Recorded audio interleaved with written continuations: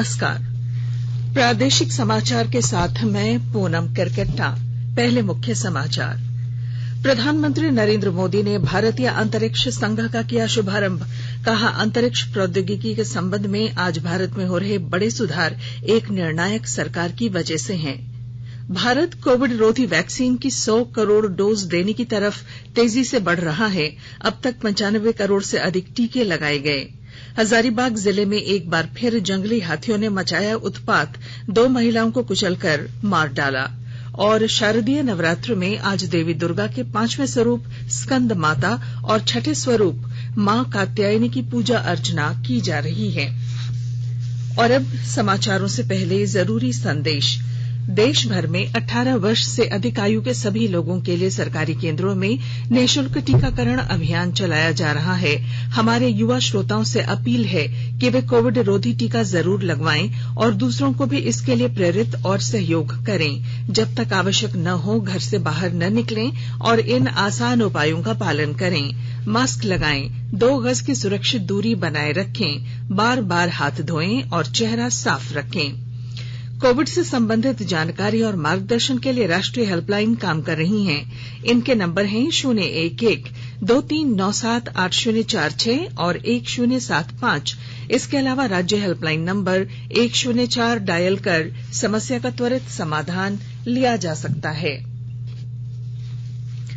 प्रधानमंत्री नरेंद्र मोदी ने कहा है कि अंतरिक्ष क्षेत्र और अंतरिक्ष प्रौद्योगिकी के संबंध में आज भारत में हो रहे बड़े सुधार एक निर्णायक सरकार की वजह से हैं। आज भारतीय अंतरिक्ष संघ के शुभारंभ के अवसर पर उन्होंने कहा कि अंतरिक्ष सुधारों के मामले में सरकार का दृष्टिकोण 4 स्तंभों पर आधारित है।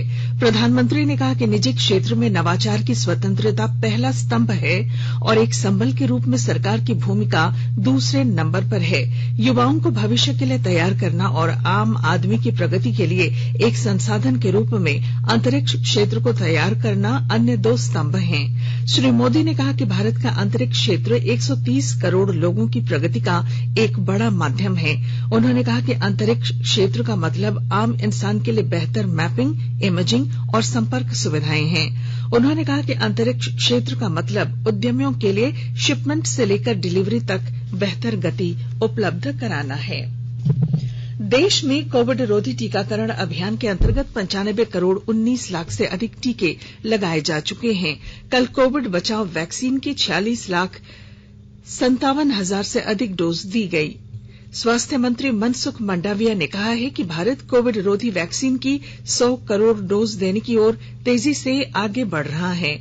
उन्होंने कहा कि विश्व का सबसे बड़ा टीकाकरण अभियान जोर शोर से चल रहा है। उन्होंने लोगों से जल्द टीका लगवाने और अपने मित्रों तथा परिवार के सदस्यों को टीका लगाने के लिए प्रोत्साहित करने को कहा। केंद्र सरकार कोविड महामारी के दौरान लोगों की सुविधा के लिए बनाई गई राष्ट्रीय स्तर की हेल्पलाइन नंबर के बारे में लोगों को जागरूक कर रही है। कोविड संबंधी सवालों के जवाब के लिए हेल्पलाइन है 1075, राज्य हेल्पलाइन 104, महिला और बाल विकास मंत्रालय की चाइल्ड हेल्पलाइन 1098, वरिष्ठ नागरिकों के लिए हेल्पलाइन 14567, मनोवैज्ञानिक सहायता के लिए निम्हांस का नंबर है 0804611007, आयुष कोविड परामर्श हेल्पलाइन नंबर है 14443 और my gov WhatsApp help desk number है 9013151515। देश के 75वें स्वाधीनता दिवस समारोह के उपलक्ष्य में आजादी का अमृत महोत्सव के अंतर्गत प्रादेशिक समाचार एकांश आकाशवाणी रांची द्वारा स्वाधीनता संग्राम और उसके गौरवशाली इतिहास पर 18 अगस्त से साप्ताहिक अमृत महोत्सव क्विज का शुभारंभ किया गया है। सेंट्रल कोलफील्ड्स लिमिटेड और mission blue foundation Amrit Mahotsav quiz में आकाशवाणी समाचार रांची के साथ सहयोगी के रूप में शामिल है। आजादी के 75 वर्षों का पर्व अमृत महोत्सव प्रत्येक बुधवार शाम 7 बजे प्रसारित होने वाले प्रादेशिक समाचार के दौरान पूछे गए प्रश्न का सही उत्तर देने वाले प्रथम 10 प्रतिभागियों में से लकी ड्रॉ द्वारा चुना हुआ एक प्रतिभागी इनाम का हकदार होगा। इसके लिए सुनते रहें आकाशवाणी रांची का प्रसारण।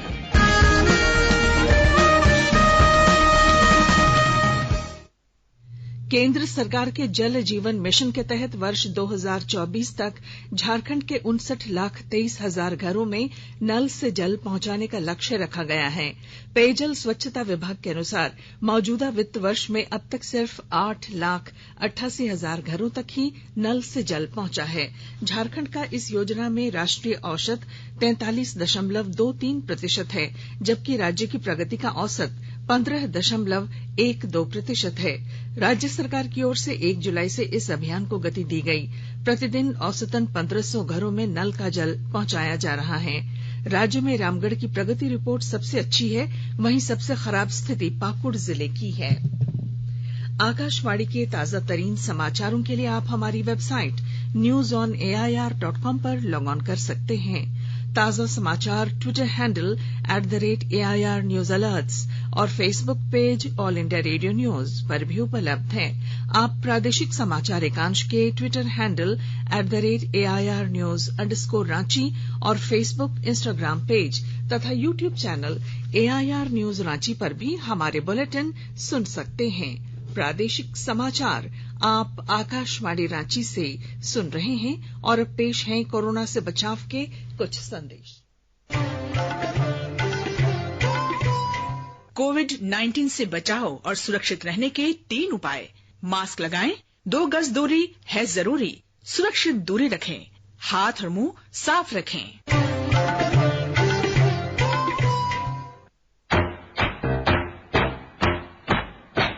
चलो मिलकर एक शुरुआत करें, चलो एक फैसला आज करें, मास्क नहीं तो टोकेंगे, कोरोना को रोकेंगे, चलो एक वादा करते हैं, चलो कुछ वादा करते हैं, मास्क नहीं तो टोकेंगे, कोरोना को रोकेंगे। भारत सरकार द्वारा जनहित में जारी। प्रादेशिक समाचार में आपका फिर स्वागत है। हजारीबाग जिले में एक बार फिर हाथियों ने उत्पात मचाया है। जिले के कटकमदाग प्रखंड में जंगली हाथियों के हमले में 2 महिलाओं की मौत हो गई है। बताया गया है कि पिछले 1 हफ्ते से इस प्रखंड में 12 हाथियों का एक झुंड जंगल में विचरण कर रहा है और खाने की तलाश में गांव में प्रवेश कर रहा है।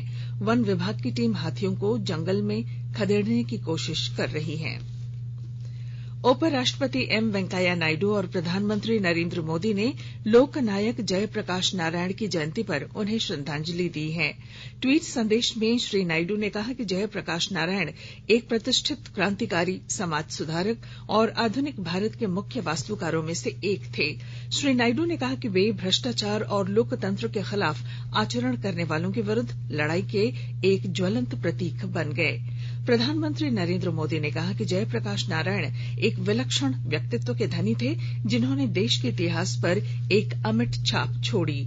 श्री मोदी ने कहा कि उन्होंने जन कल्याणकारी कार्यों के लिए अपने आप को समर्पित कर दिया और लोकतांत्रिक लोकाचार की रक्षा करने में सबसे आगे रहे। प्रधानमंत्री नरेंद्र मोदी ने भारत रत्न नानाजी देशमुख की जयंती पर उन्हें श्रद्धांजलि दी है। ट्वीट संदेश में श्री मोदी ने कहा कि नानाजी देशमुख ने गांव के विकास और मेहनती किसानों को सशक्त बनाने के लिए स्वयं को समर्पित कर दिया। आज अंतर्राष्ट्रीय बालिका दिवस है। दिसंबर 2011 को संयुक्त राष्ट्र महासभा ने बालिकाओं के अधिकारों और विश्व में उनके सामने आने वाली चुनौतियों को पहचानने के लिए 11 अक्टूबर को अंतर्राष्ट्रीय बालिका दिवस के रूप में घोषित किया।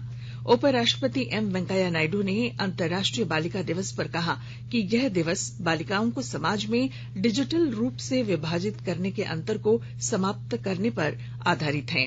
एक ट्वीट में उन्होंने कहा कि ये सुनिश्चित करने के लिए हर संभव प्रयास करने चाहिए कि लड़कियों को डिजिटल उपकरणों, तकनीक से संबंधित कौशल और नौकरियों तक समान पहुंच और बढ़ने का समान अवसर मिले।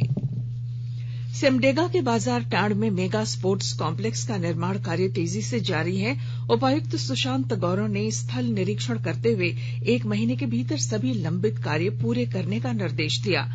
उन्होंने स्टेडियम में बन रही गैलरी और इंडोर स्टेडियम के निर्माण कार्य पर संतुष्टि जताई। वहीं आर्चरी ग्राउंड, क्रिकेट के लिए 3 पिच, वॉलीबॉल और kabaddi ground, athletics track, open gym और योगा सेंटर बनाने का निर्देश देते हुए प्रस्ताव के अनुरूप कार्य पूरा करने को कहा।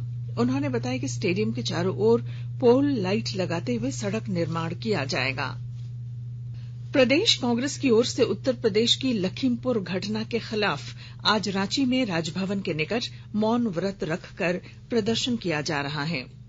हजारीबाग जिले में आज सड़क हादसे में 2 लोगों की मौत हो गई, जबकि 8 अन्य लोग घायल हो गए। राजधानी रांची दुर्गोत्सव के रंग में रंग चुकी है। आज शाम तक बेलवरण अनुष्ठान के बाद शहर के सभी दुर्गा पूजा पंडालों के पट श्रद्धालुओं के लिए खोल दिए जाएंगे। वहीं रांची के ओसीसी क्लब में बेलवरण अनुष्ठान के बाद पंडाल का पट श्रद्धालुओं के लिए खोल दिया गया है। कोरोना को देखते हुए सरकार द्वारा जारी गाइडलाइन के तहत शहर में बिना थीम वाले छोटे छोटे पूजा पंडाल बनाए गए हैं। इनमें स्थापित प्रतिमाओं की ऊंचाई भी काफी कम रखी गई है। लाइटिंग और सजावट भी सीमित दायरे में है। छोटे पंडाल निर्माण कर पंडाल को आयोजक बेहतर बनाने की कोशिश की है। पूजा पंडालों के आसपास पुलिस बलों की पर्याप्त तैनाती की गई है। वहीं संदिग्ध तत्वों पर नजर रखने के लिए सादे लिबास में भी पुलिसकर्मी तैनात रहेंगे। रांची के वरीय पुलिस अधीक्षक सुरेंद्र कुमार झा ने बताया है कि बड़ी संख्या में पुलिस बल और जैप की कंपनियों को शहर के मुख्य चौराहों और पूजा पंडालों में तैनात किया जा रहा है। यातायात व्यवस्था सुचारू रखने के लिए कुछ मार्गों को नो ट्रैफिक जोन बनाया गया है। शारदीय नवरात्र के छठे दिन आज देवी दुर्गा के 5वें स्वरूप स्कंद माता और छठे स्वरूप मां कात्यायनी की पूजा अर्चना की जा रही है। वहीं दुर्गा पूजा को लेकर बाजार की रौनक भी बढ़ गई है। महाषष्ठी अनुष्ठान के साथ राजधानी रांची के विभिन्न पूजा पंडालों में मां भगवती के पट आज खुल जाएंगे। और अब मौसम। झारखंड से मानसून की हवा अगले 1-2 दिनों में वापस हो जाएगी। राज्य के कुछ जिलों से दक्षिणी पश्चिमी मानसून की हवा वापस हो गई है। इस बार देश के उत्तरी हिस्सों के मानसून समय से करीब 10 से 12 दिन देर से लौट रहा है।